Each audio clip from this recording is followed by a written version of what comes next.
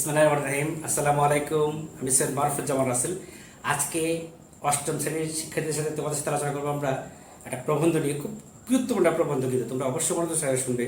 আমাদের জাতীয় কবি কাজী নজরুল ইসলামের ভাবুক কাজ প্রবন্ধ নিয়ে। প্রথমেই আমাদের জাতীয় কবি সম্পর্কে জানার চেষ্টা করে দেখো। তিনি চুরুলিয়া গ্রামে, আসানসোল মহকুমার চুরুলিয়া গ্রামে পশ্চিমবঙ্গে জন্মগ্রহণ করেন। বাংলা 11 জ্যৈষ্ঠ 1306, 24 মে 1899।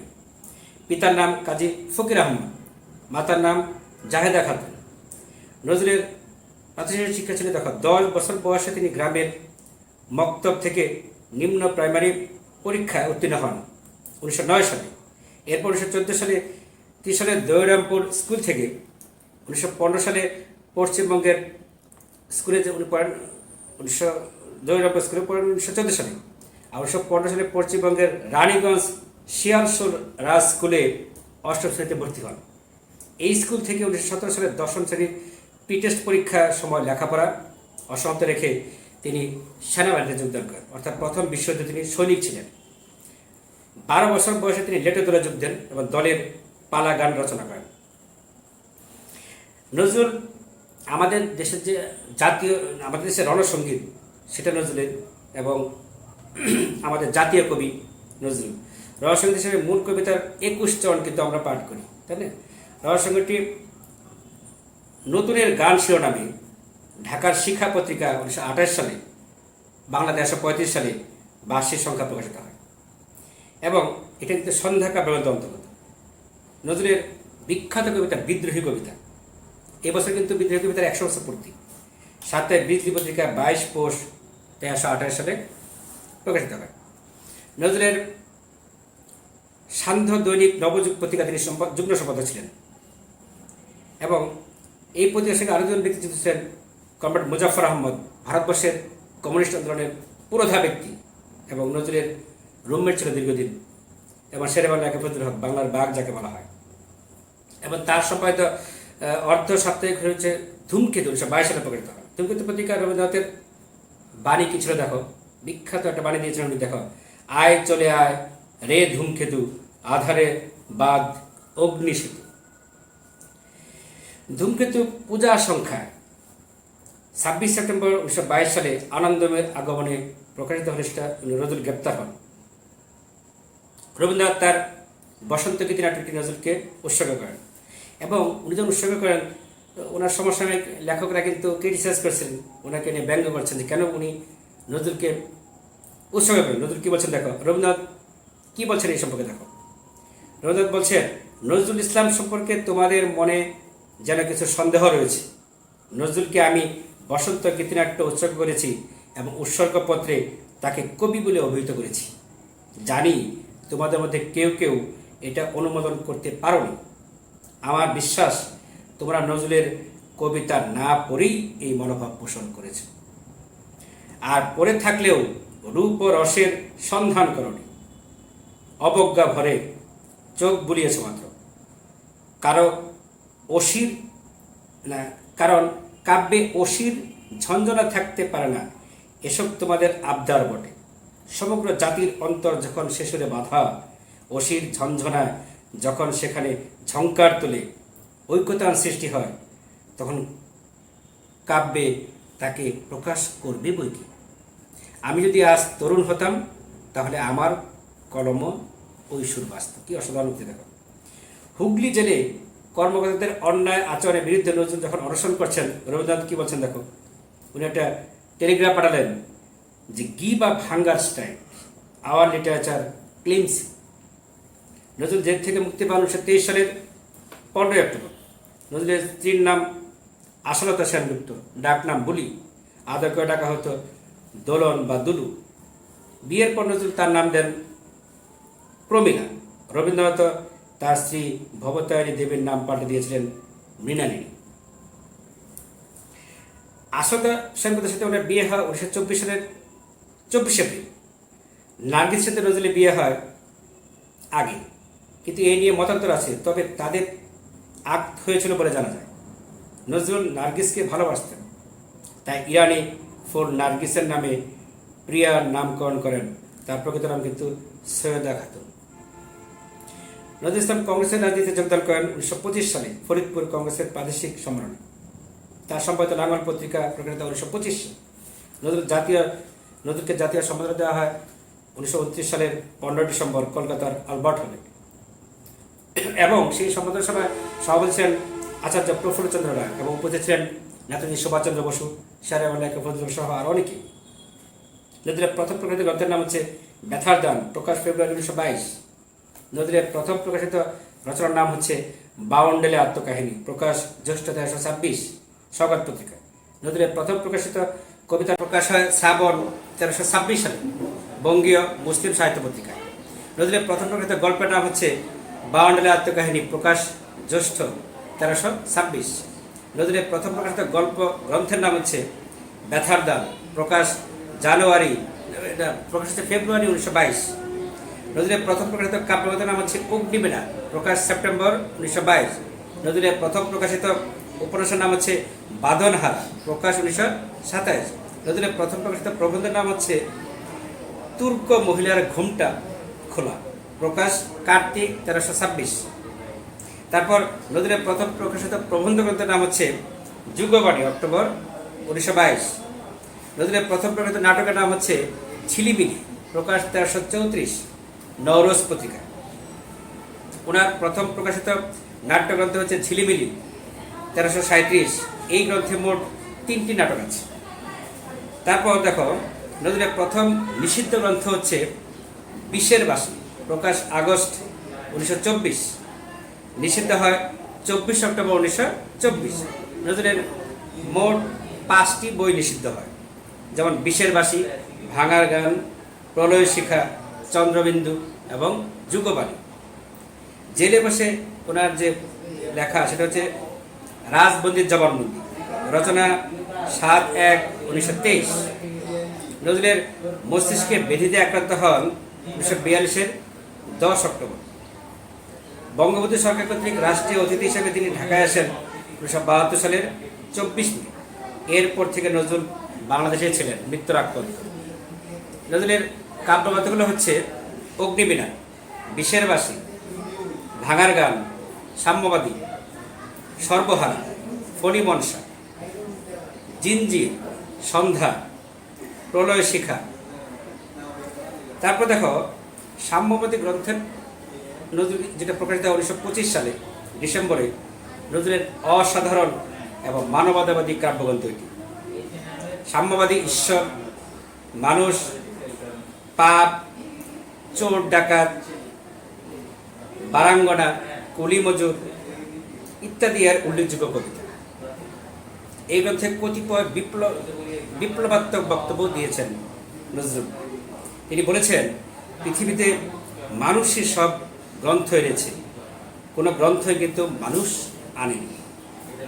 মানুষের ঘৃণা করি ও কারা কোরআন, বেদ, বাইবেল চুম্বিছে মরি মরি, ও মুখ হইতে কেতাব গ্রন্থ নাও জোর করে কেড়ে, যাহারা আনিল গ্রন্থ কেতাব সেই মানুষের মেরে, পুজিছে গ্রন্থ ভণ্ডের দল, মূর্খরা সব শোনো, মানুষ এনেছে গ্রন্থ, গ্রন্থ আনেনি মানুষ। কি অসাধারণ! তোমরা অবশ্যই সাম্যবাদী বইটা পড়বে, তাহলে নজরুলের ব্যক্তি নজরুল সম্পর্কে জানা যাবে। সঞ্চিতা, ওনার নজরুলের একটা ওনার অনুমোদনে প্রকাশিত তার কবিতার নির্বাচিত সংগ্রহ সঞ্চিতা। এবং রুবায়তে ওমর খৈয়াম, নজরুলের আরেকটি কবিতা অনুবাদ। উনি ইরানের জীবনবাদী ও কবি ওমর খৈয়ামের রুবাই বা কবিতা অনুবাদ করেন এবং বইটার নাম দেন রুবায়তে ওমর খৈয়াম। জীবনী কাব্য ওনার আছে, যেমন ধরো চিত্তনামা 1925 সালে প্রকাশিত হয় এবং মরুভাস্কর 1950 সালে প্রকাশিত হয়। নজরুলের উল্লেখযোগ্য উপন্যাসগুলো হচ্ছে যেমন বাঁধনহারা, মৃত্যু ক্ষুধা, কোহেলিকা। তারপর দেখো, রাজবন্দির জবানবন্দি যেটা উনি লিখেছেন, দেখো সেটা কিন্তু উনি জেলে বসে যেটা লিখেছেন, অর্থাৎ নজরুল সম্পাদিত অর্ধ সাপ্তাহিক ধূমকেতু ব্রিটিশ সরকার নিষিদ্ধ করে। সেই পত্রিকায় প্রকাশিত নজরুলের কবিতা আনন্দময়ের আগমনেও নিষিদ্ধ হয়। নজরুলকে আটক করে জেলে রাখার পর তার বক্তব্য জানতে চাইলে তিনি লিখিতভাবে আদালতে উপস্থাপন করেন মাত্র 4 পৃষ্ঠার বক্তব্য। তাই রাজবন্দির জবানবন্দি যেটা উনি বক্তব্য দিয়েছিলেন সেটাই কিন্তু রাজবন্দির জবানবন্দি।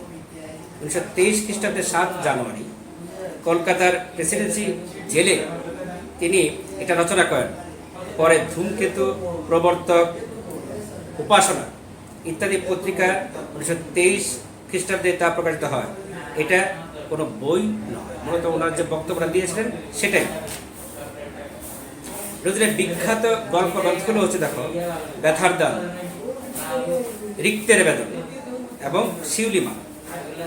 সঙ্গীত বিষয়ক যে ওনার বই সেটা হচ্ছে দেখো চোখের চাতক, নজরুল গীতিকা, সুর সাকি, বনগীতি।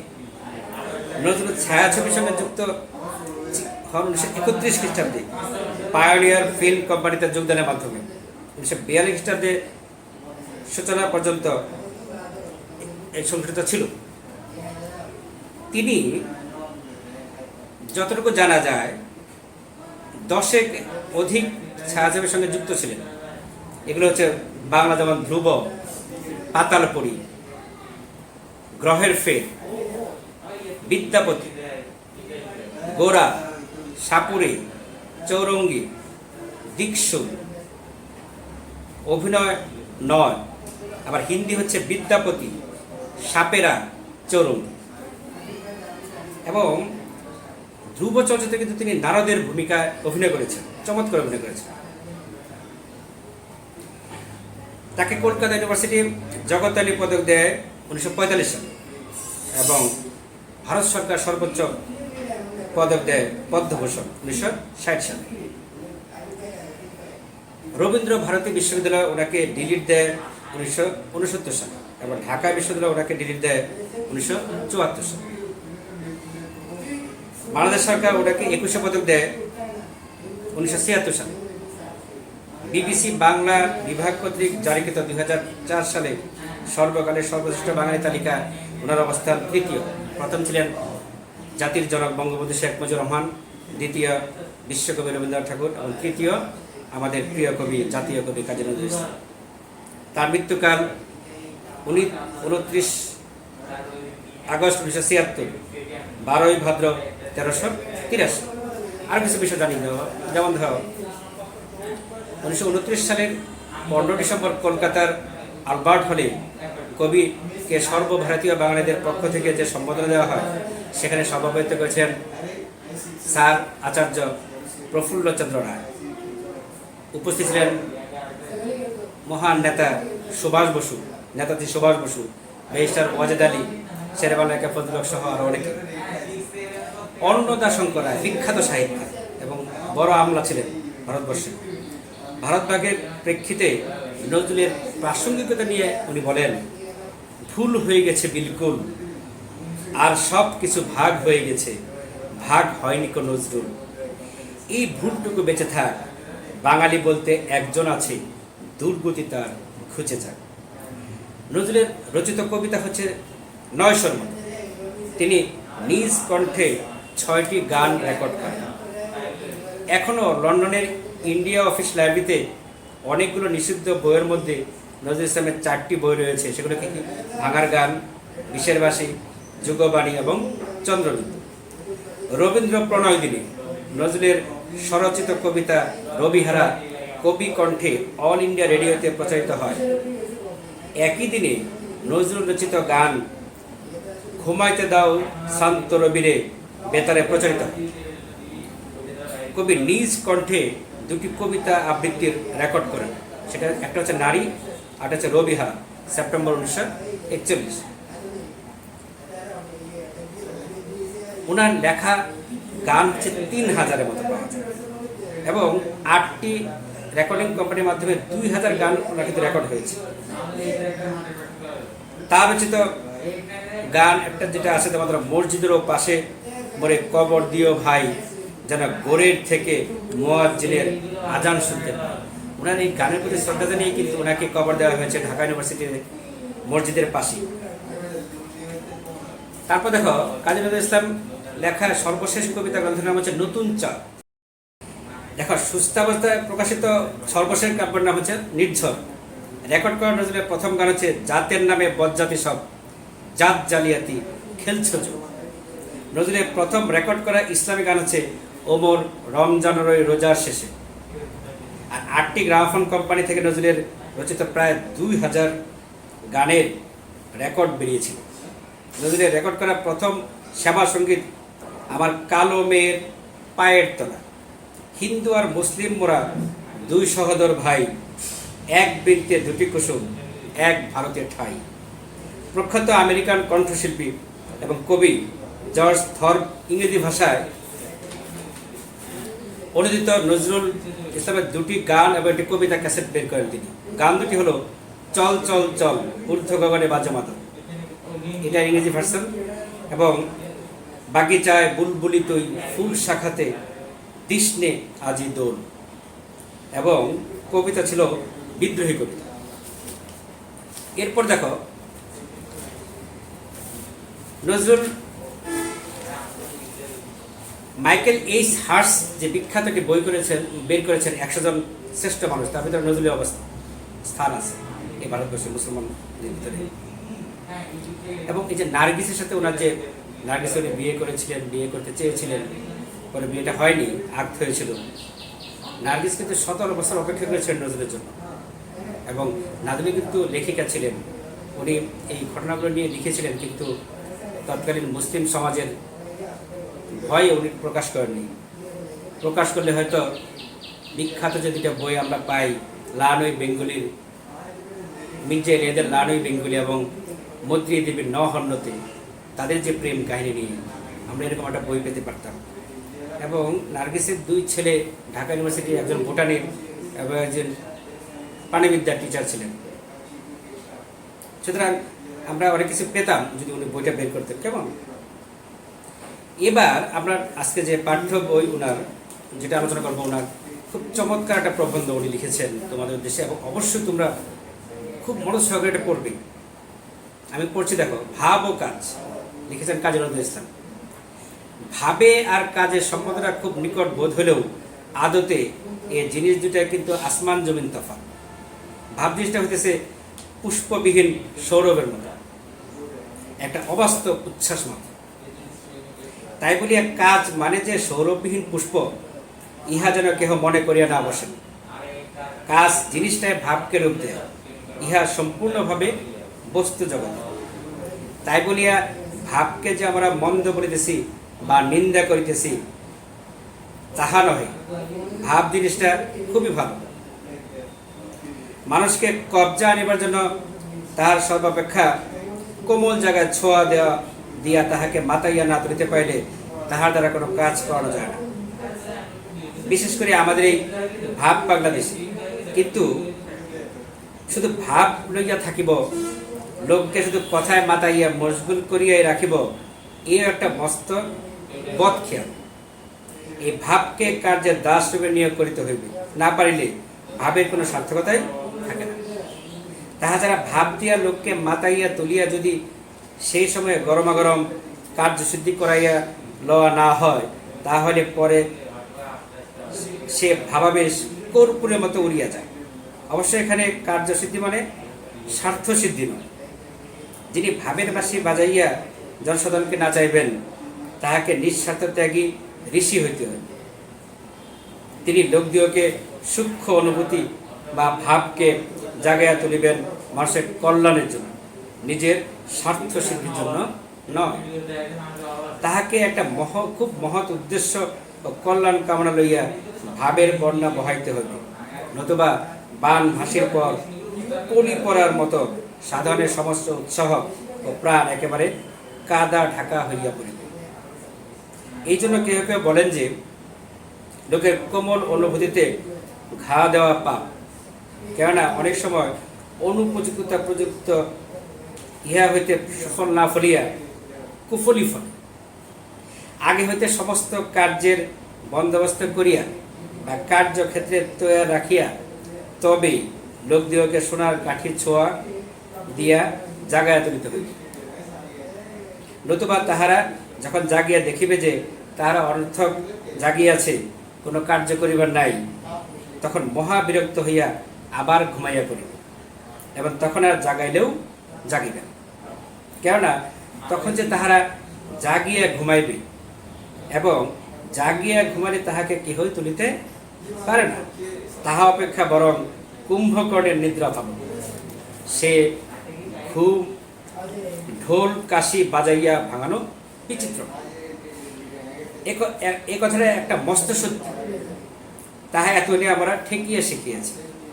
এই যে সেদিন একটা হুজুকে মাতিয়া হুড়হুড় করিয়া হাজার কত স্কুল কলেজের ছাত্রদল বাহির হইয়া আসিল, কই তাহারা তো তাহাদের এই সৎ সংকল্প, এই মহৎ ত্যাগকে স্থায়ী রূপে বরণ করে লইতে পারিল না। কেন এমন হইল? একটা সাময়িক উত্তেজনা মুখে এই ত্যাগের অভিনয় করিতে গিয়া স্পিরিটকে কি বিশ্রী ভাবেই না মুখ ভ্যাংচানো হইল। যাহারা শুধু ভাবের চোটে না বুঝিয়া না শুনিয়া শুধু একটু নামের জন্য বা বদনামের ভয়ে এমন করিয়া তাহাদের স্পিরিট বা আত্মার শক্তির পবিত্রতা নষ্ট করিল, তাহারা কি দরকার পড়িলে আবার কাল এমনি করিয়া বাহির হইয়া আসিতে পারিবে? আর যাহারা মুখে চাদর জড়াইয়া কল্লকার ত্যক্ত বিশ্ববিদ্যালয়ে আবার মুখটি চুন করিয়া ঢুকিল, কাল দেশের সত্যিকার ডাক আসিলে তাহারা কি আর তাহাতে সাড়া দিতে পারিবে? হটকারিতা করিয়া একবার যে ভোগটা ভুগিল বা ভ্রম করিল, তাহারই অনুশোচনাটা তাহারা কিছুতেই মন হইতে মুছিয়া ফেলিতে পারিবে না। বাহিরে যতই কেন লাপরোয়া ভাব দেখাক না, এখন সত্যিকার ডাক শুনিয়া প্রাণ চাহিলেও সে লজ্জায় তাহাতে আসিয়া যোগদান করিতে পারিবে না।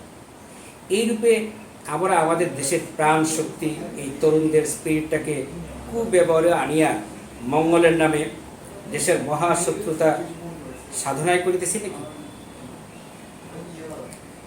রাগিবার কথা না, এখন ইহা রীতিমতো বিবেচনা সাপেক্ষ। আমাদের এই আশা ভরসা স্থল যুবকগণ এত দুর্বল হইল কিরূপে, বা এমন কাপুরুষের মতো ব্যবহারই বা করিল কেন? সে কি আমাদেরই দোষে নয়? সাপ লইয়া খেলা করিতে গেলে তাহাকে দস্তুর মতো সাপরে হইতে হয়, সাপরে হওয়া চাই। শুধু একটি বাঁশি বাজাইতে পারিলেই চলিবে না। আর যদি সত্যিকার কর্মী থাকিত দেশে, তাহলে এমন সুবর্ণ সুযোগ মাঝ মাঠে মারা যাইত। ত্যাগী অনেক আছেন দেশে, কিন্তু কর্মীর অভাবে বা তথাকথিত কর্মী নামে অভিহিত লোকদের সত্য সাধনা অভাবে তাহারা কোনো ভালো কাজে আর কোনো অর্থ হইতে চাহেন বা অন্য কোনো রূপ ত্যাগ স্বীকার করিতেও রাজি নয়। কি করিয়া হইবেন? তাহারা তাহাদের চোখের সামনে দেখিতেছেন যে কত লোকের কত মাথার ঘাম, পায়ে ফেলার ধন দেশের নামে, কল্যাণের নামে আদায় করিয়া বাজে লোকে নিজেদের উদর পূর্ণ করিতেছে। যাহারা সত্যিকার দেশকর্মী, সে বেচারা সত্যি কথা স্পষ্টভাবে বলিতে গিয়া এইসব কর্মীর কারচুপিতে পোয়াল চাপা পড়িয়া নিয়েছে। পোয়াল চাপা কি? খড় চাপা। বেচারা এখন ভালো বলিতে গেলেও এই মুখোশ পরা ত্যাগী মহাপুরুষগণ হট্টগোল বাঁধাইয়া লোককে সম্পূর্ণ উল্টা বুঝাইয়া দিয়া তাহাকে একদম খেলো, ছুটা ইত্যাদি প্রমাণ করিয়া দেয়। সহজ জনসাধারণের সরল মন এসব না ধরিতে পারার দরুন তাদের মন অতি অল্পেই ওই সত্যিকার কর্মীদের বিরুদ্ধে বিষাইয়া ওঠে। দশচক্রে ভগবান ভূত কথাটা মস্ত সত্যি কথা। তাহলে এখন উপায় কি? এক সহজ উপায় এই যে এখন হইতে জনসাধারণের বা শিক্ষিত কেন্দ্রের উচিত ভাবের আবেগে অতিমাত্রা বিহ্বল হইয়া কাণ্ড ভালো মন্দ জ্ঞান হারাইয়া না ফেলা। আমরা বলিব ভাবের সুরা পান করো ভাই, কিন্তু জ্ঞান হারাইয়া। তাহলে তোমার পতন, তোমার দেশের পতন, তোমার ধর্মের পতন, মনুষ্যত্বের পতন। ভাবের দাস হইও না, ভাবকে তোমার দাস করিও না। কর্মের শক্তি আনিবার জন্য ভাব সাধনা করো, স্পিরিট বা আত্মার শক্তিকে জাগাইয়া তোলো, কিন্তু তাই বলিয়া কর্মকে হারাইও। অন্ধের মতো কিছু না বুঝিয়া না শুনিয়া ভেড়ার মতো পেছন ধরিয়া চলিও না। নিজের বুদ্ধি, নিজের কর্মশক্তিকে জাগাইয়া তোলো। তোমার এই ব্যক্তি স্বাতন্ত্র্যই দেশকে উন্নতির দিকে মুক্তির দিকে আগাইয়া লইয়া যায়। এসব জিনিস ভাব আবিষ্ট হইয়া চক্ষু বুঝিয়া হয় না, কোমর বাঁধিয়া কর্মে নামিয়া পড়িতে হয়। এবার না এবার পড়বে, ভালো করিয়া বুঝিয়া সুঝিয়া দেখিয়া লইতে হইবে ইহার ফল কি। শুধু উদ্ম সারের মতো আর কি, বন্ধনমুক্ত সারের মতো দেওয়ালের সঙ্গে গা ঘেঁষাইয়া নিজের চামড়া তুলিয়া ফেলা হয় মাত্র। দেয়াল প্রভু কিন্তু দিব্যি দাঁড়াইয়া থাকেন। তোমার বন্ধন ওই সামনের দেয়ালকে ভাঙিতে হইলে একেবারে তাহার ভিত্তি বলে শাবল মারিতে হইবে। আবার বলিতেছে, আর ভাবের ঘরে চুরি করিও না, আগে ভালো করিয়া চোখ মেলিয়া দেখো, কার্যের সম্ভাবনা অসম্ভাবনার কথা অগ্রে বিবেচনা করিয়া পরে কার্যে নামিলে তোমার উৎসাহ অনর্থক নষ্ট হইবে না। মনে রাখিও, তোমার স্পিরিট বা আত্মার শক্তিকে অন্যের প্ররোচনা নষ্ট করিতে তোমার কোনো অধিকার নাই, তাহা পাপ, মহাপাপ। সংক্ষেপিত মানে আরও অনেক বড় বিষয়টা ছিল, অসাধারণ। তোমরা দেখো, এই প্রবন্ধের প্রতিটা শব্দই কিন্তু তোমার জীবনের জন্য খুবই দরকার। সুতরাং তোমরা এটা বারবার পড়বে এবং আত্মস্থ করার চেষ্টা করবে, কথাগুলো মানার চেষ্টা করবে। এখন দেখো, তোমরা কেন করবে এটা? কারণ তোমাদের মনে মহৎ কাজের জন্য অনুপ্রাণিত হয়ে তোমরা শুধু ভাবের উচ্ছ্বাসে উদ্বেল হওয়া নয়, ভাবের সঙ্গে পরিকল্পিত কর্মশক্তি ও বাস্তব উদ্যোগের প্রয়োজনে সম্পর্কে সচেতন হবে। তো অনেক ধন্যবাদ, এবং অবশ্যই তোমরা এটা ভালোভাবে পড়বে এবং বোঝার চেষ্টা করবে। ভালো থাকবে, সুস্থ থাকবে, এবং বাইরে বের হলে মাস্ক এবং হ্যান্ড স্যানিটাইজার নিয়ে বের হবে। শারীরিক দূরত্ব বজায় রাখবে। অনেক ধন্যবাদ।